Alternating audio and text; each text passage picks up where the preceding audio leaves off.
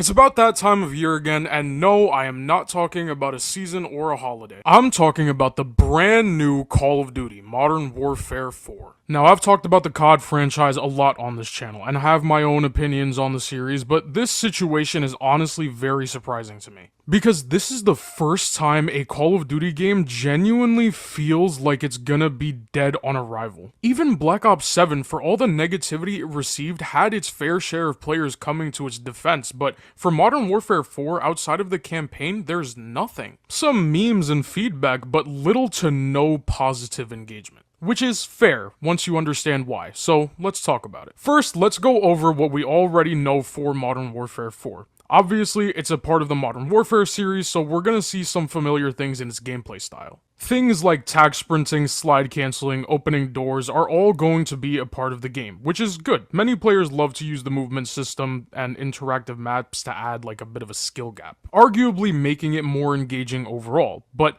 they are also bringing back the ledge hang, which opinions really varied on, but according to those who have playtested the game at the Infinity Ward event, they also reworked it to fit better into the movement system. So fine, nothing really to complain about so far. We know that the UI is going to try to adopt that classic COD vertical look to make it easier to navigate through, which I personally am glad for. I know that the UI is a small thing to complain about, but sometimes even the littlest things can make a big impact. On top of that, the picture shows off the Create a Class menu, revealing the return of the Gunsmith system, which, let's all just be honest here, is far superior to the Pick-10. So everything on the UI and loadout front is also solid. As far as the release goes, graphically the game looks great, and they've been working on changing proximity chat audio to be more proximal. To be honest, I'm not sure what this is, but apparently it's to make it so that the audio is reworked to be depicted more accurately based on location, which is cool, I guess. I mean, it's certainly not gonna matter if they have like a dead silence perk, but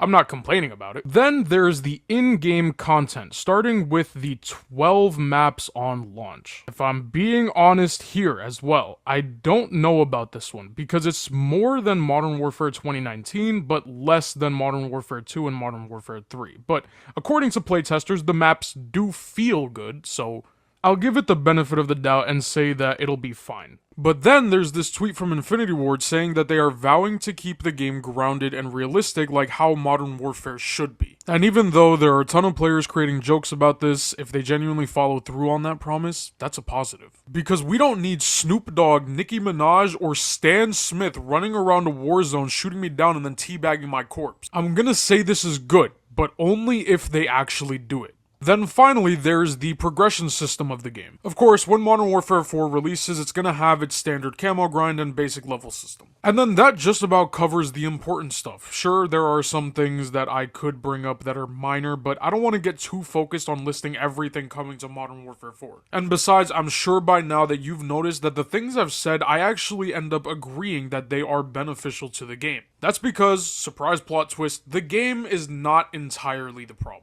At least not yet.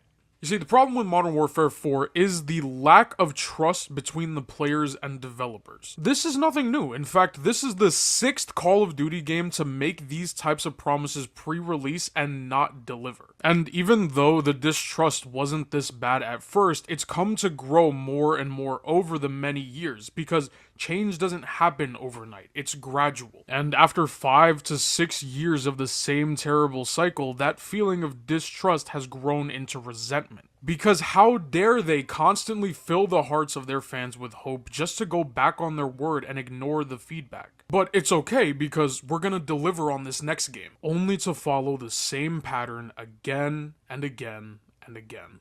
I'm not saying Modern Warfare 4 looks bad, but I've played these games before. There's a high chance that they end up backpedaling on these words and start ignoring the players again. Which is why I'm gonna do the same thing I did for Black Ops 7. I'm just gonna not purchase it on day one and wait to see if they stick to their promises. Because once you make that purchase, there's no going back, especially for console players. So consider this your PSA. Save yourself the trouble mentally and financially and just wait. Besides, they created the Black Ops 1 and 2 ports for PS5 and a lot of people are loving it. And yes, they are still charging an unfair price for them, but they're still significantly cheaper than the newer ones, and at least you know the reviews are positive. But still, I have my belief that one day Call of Duty will be great again. Anyways, leave a comment down below letting me know what you want to see fixed, or if you think COD is fine the way it is. I do hope you all enjoyed this video. It's been a while since I yapped about COD. Be sure to leave a like and subscribe if you are new, and I'll see you guys next time.